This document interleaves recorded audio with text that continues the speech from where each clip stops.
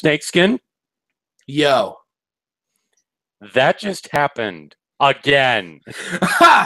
Oh, okay. Okay. So What a dank episode we got to ourselves. there were four things I took away from this episode. Three of them about Takora. One, she sneezed lightning, so I guess you could there's a Metallica joke in there definitely to be made, but sneeze the lightning doesn't sound as cool as ride. Number two, apparently she doesn't have to rhyme. She only rhymes just because she can. That's what I took away from this. Number three, Zecora almost died. And number four, Fluttershy almost died. So this felt very much like a season premiere finale. And if you think about it, it's a fate even worse than death, and it kind of makes the whole joke about Fluttershy wanting to be a tree kind of messed up in hindsight because she was literally almost a tree. And if holy shit, you just opened up a can of worms. I'm just saying, have that buried in the deepest represses of my mind, and you just brought it out again. I'd like to be a tree. She's not a tree. No, but she almost was a tree. Mm-hmm. That's a fate worse than death, dude. Because if what they were saying is true, you literally slowly turn into a tree. Yeah. So the episode starts off with Fluttershy needing to get some moss or something like that. Yeah. So they're in a swamp. She needs to get some moss for Bob Ross to throw the ball to Randy Moss so they can go to the Super Bowl and suffer a loss to the Buccaneers. She's wanting to bring it to Bob Ross, so he's just like, okay, we're going to use this moss and paint a little bush over here. We're gonna give this moss a happy little bush friend right here. Oh, yep. Anyway, so Zecora is like gang hanging herself with her tail and her back legs, and so she's trying to grab it. She falls into the water on accident, and she's like, "Oh, no worries, I could just get it from here." And all she should have used the force. So we have her swimming back. And by the way, she looks like a proper she looks like she was part of the Continental Congress with that hairdo when she was wet. No need to fret. I only got. We were chatting with each other while we were watching the episode. Oh my lord! And I'm just like, do not fret. You are only making me wet, winky face. Oh my god! What a softball! Oh my gosh. So anyway, I was just saying before this episode, I just want to say before this episode got dark, super dark, I was totally going to run forward with I was just going to keep making STG jokes this entire review because Fluttershy and lesbian zebra horse friend are at doctor, and then they're like, you've got herpes B and the clap, and then they're like, oh no, but then they're like, as soon as the dude said, oh yeah, also you turn into a tree, and they took it completely seriously, I'm like, what? Homie, what? You turn into a tree and you start budding the disease further. I'm just like, that is fertilization and photosynthesis on a whole new level.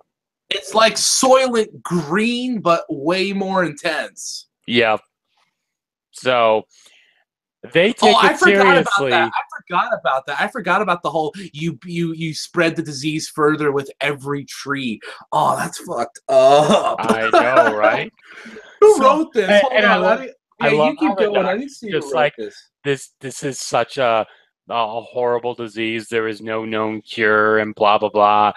And he's like, well, I'll leave you to discuss it. Bye. Just slams the door. And Zecora's like, there was an ancient pony in pony folk, folk tales that knew that was like a masked magician or something like that, and that she knew how to do cures like no one else. And I texted Snakeskin. I'm just like, it seems like Zecora is trying to find Jesus. Um, Oh, that might explain it. Okay, so the two people that wrote this episode, Sammy Crowley and Whitney Weta, they're writers on Loud House. okay. Oh, you haven't watched Loud House? Mm-mm. Well, it's a new Nickelodeon show. So the humor for this episode was actually right up Loud House's alley, but it seemed extra kind of messed up coming from MLP. So that does explain it, but I can't get over the fact that and I'm such a comic book fanboy too. The whole time I'm thinking to myself, where's Swamp Thing? Where's Animal Man? Alan Moore's gonna be pissed. I know what you mean. I forget, what was your reaction when I said that Zecora is trying to find Jesus? Oh, I said, hold on, I've got it right here. I texted John. I texted John. Okay, I believe in my eyes. I must follow the ways of Christ. I mean, that's not too bad. She did rhyme done with conundrum, so I mean, that's not too bad. Yeah.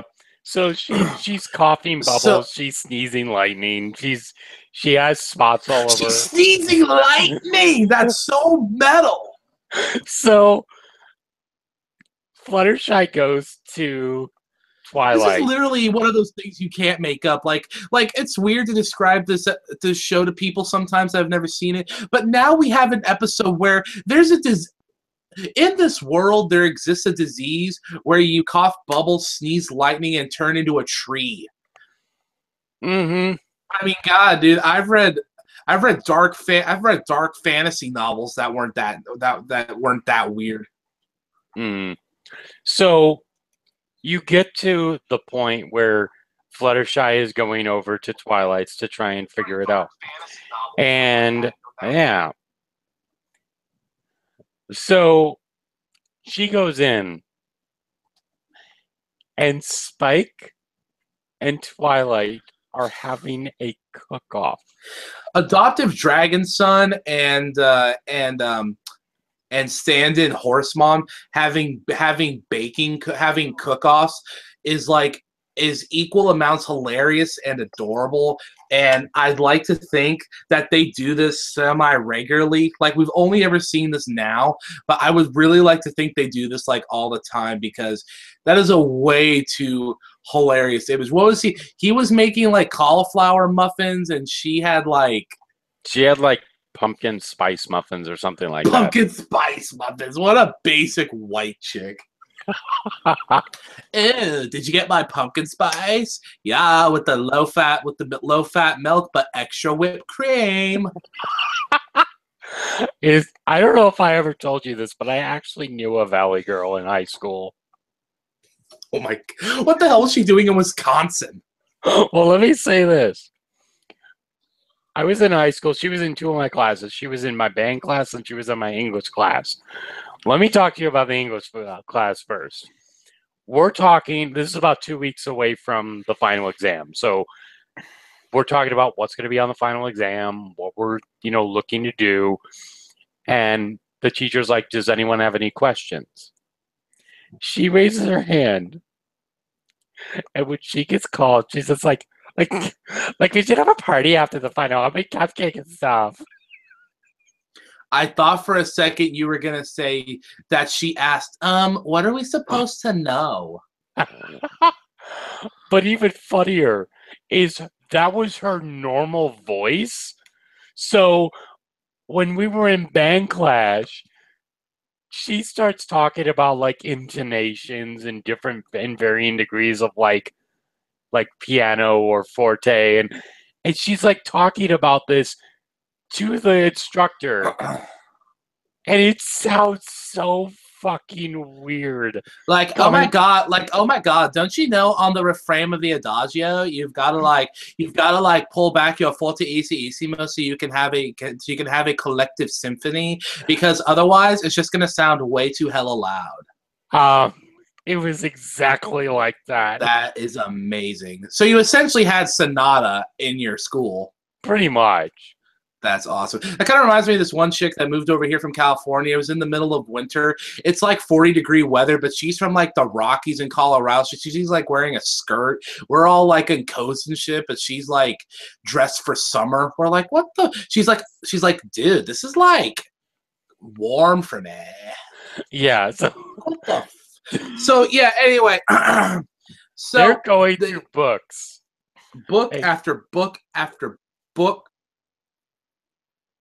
Yep. After book after book.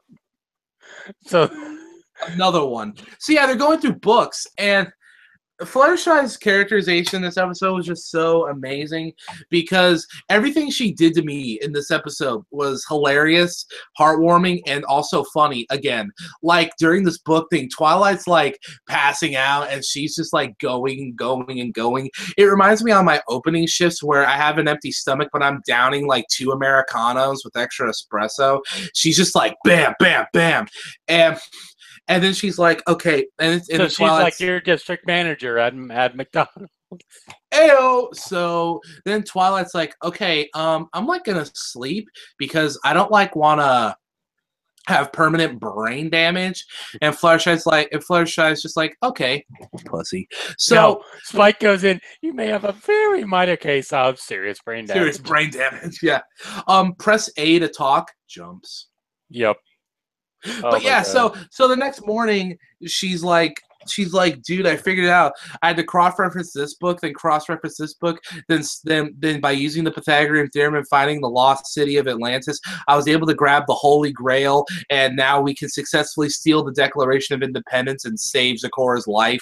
So then she takes along some of Spike's snacks, and no, Twilight looks but even before this, Snakeskin told me this just took a swerve. I'm like, I'm at the point where Twilight's about to go to sleep. Is it before or after? After. So Fluttershy's like, I'm cross-referencing this book and this book and this book and getting it translated from Old Pony English. Or did she say Ponish? I forget. I really hope she said Ponage. Because that would be amazing. But she translated it from Old Ponish. And she's Old like, poem mythology. I found the identity of this masquerading mask lady. Yeah. It's Maid freaking Meadowbrook. That's right, boy. I'm just like, I text Nick and I'm like, oh my gosh, it's Maid fucking Meadowbrook. Yeah, talk about your freaking callbacks, right? I know. I'm just wondering, was that mask one of her 9 enchanted items? Probably. Yeah. That would have been cool though. I mean, just to go that complete extra mile, right? So then Nice Horse and Book Horse go to Zebra, and then Zecora doesn't rhyme. And Fluttershy's like, "Oh my God, you must be really sick." And then Zecora says, "No, no, that's not it at all. Something mall." So then I figured it out. So then I'm thinking to myself, "Oh my God, this whole time it's been a lie. Zecora doesn't just rhyme naturally; she forces herself to." WTF? That was actually the swerve I was talking about. But then when he said, but then I thought about it later, and I'm like, "Oh wait a minute." But that's when it hit me about the Meadowbrooks thing. I'm like, "Oh wait a minute." That's a swerve. What? Then that's when I text. 'Cause I was a little ahead of him. That's when I text John. So there's 2 swerves. Yeah, something like that. 2 swerves for the price of 1. So they go. Okay, let's be realistic here. They go to New Orleans, right? Right in the bayou, like holy shit. Yeah, right round the bayou. They got some there crocodile. Then they got their spicy Cajun voodoo wizard dogs. I just sound like Dusty Rhodes. So I'm the American dream. I'm the son of a plumber. I dined on steaks and pork and beans. Yeah. But then they meet this guy. I forgot his name. Inside of a tree, no less. And Twilight's just like, anyone who's inside of a tree is okay by me. I'm just like, lit. Twilight Sparkle is lit, man. So it's so this dude, my mom, this is around when my mom walked in on the episode, and the whole and she watched the rest of it with me after I filled her in, and the whole episode she thinks this dude's homeless. I'm like, no, he talks like Bray Wyatt, but he lives in a tree. He's a hobo, John. He's a hobo. He's not a hobo. That's a store where we're at. That's a store. I'm just saying. So yeah. So that dude was cool. Turns out he's descendant of what's her face Of Mage Meadowbrook, yeah. Yeah. So then they start going through her stuff, and then they find, and then they're like, okay, so hold on, I gotta be like DWK. Okay, so Flutter Butter and Twiggy Ramirez gotta like go get these bees because they're the knees of the. By the way, even before that, when they're flipping through the diaries, Fluttershy comes across one. It's like, today, dear diary, today mom gave me peas. Peas are yucky. I'm just like, you are totally with me, Fluttershy. Like, totally.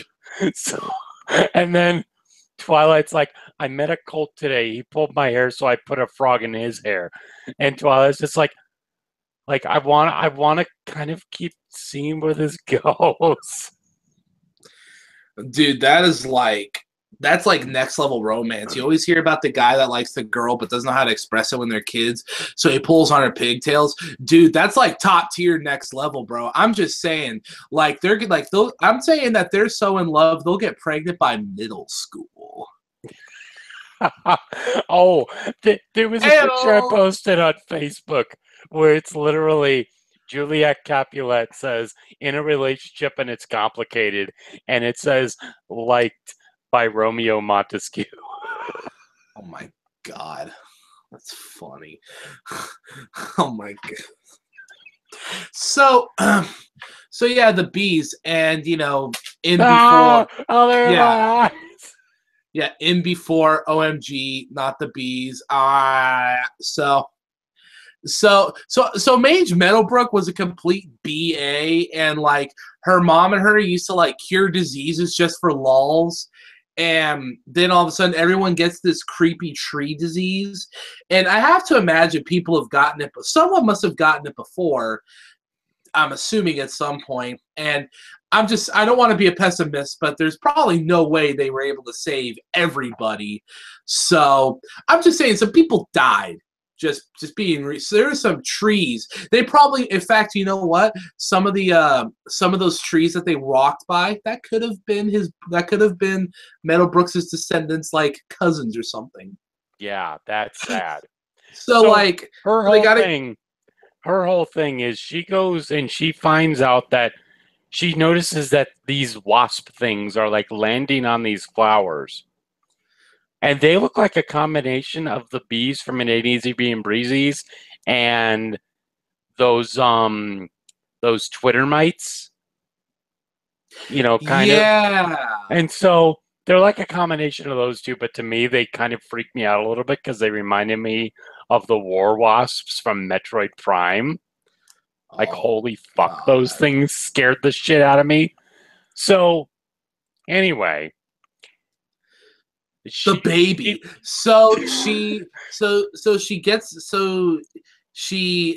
This chick was tough too. Like, she had scratch marks and stuff on her, and I'm just thinking, like, yo, stings. Yeah, I'm just like, yo, talk about being born to bleed. So she comes up with this disguise. Well, we don't actually see what she does, but it's discussed later that she used one of the masks to charm the bees or whatever, or as Fluttershy would have said, drum up tantalizing images or something. Yeah, does this bring any sort of tantalizing images? A bee, perhaps? I can't believe they wrote that, and Andrea Libman said that. I still, like 3 years ago, but I can't believe. Yep. Do you remember all the bullcrap we had to go through to get that review out? It went 3 times, and it's about to happen again with one of the Let's Plays we're doing. Oh my god, that's complete bull crap. Anyway, so then Fluttershy, keep in mind she's like been up for like a day and a half, and she's contracted swamp disease now. So Fluttershy is like dying, and Twilight's like, dude, you should rest, otherwise your symptoms will get worse. And the dude's like, yeah, bye, you swing dead cat around, bye bye. And then Fluttershy's You like, sound like one of those like. Has anyone seen that video where it's where it's like this cattle ranch guy that's just like, we're gonna do something on the first cow here, and he starts going nuts with because he's an auctioneer, and they put a rap beat to it. it's like